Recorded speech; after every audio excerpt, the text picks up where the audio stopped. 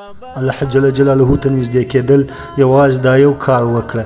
ځینې وخت انسان الله جل جلاله ته د نږدې کېدو لپاره ډېرې لارې لټوي، روژه، لمونځونه، اذکار، خو بیا هم زړه خالي وي. خو پوهېږې الله جل جلاله ته نږدې کېدل یو ډېر ساده خو زړه ته دروند کار لري.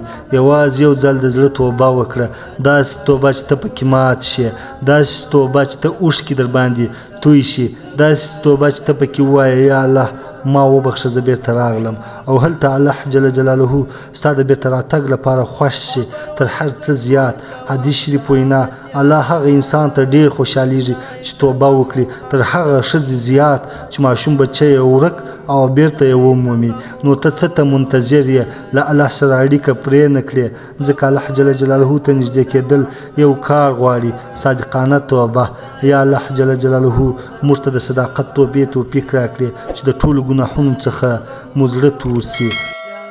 که دا ویډیو مو زړه ته ولګېده نو د واو درمان چینل سبسکرایب کړه او له خپلو ملګرو سره یې شریکه کړه او خپل نظرونه مو راسره شریک کړئ چې راتلونکې موضوع باید د څه په اړه وي.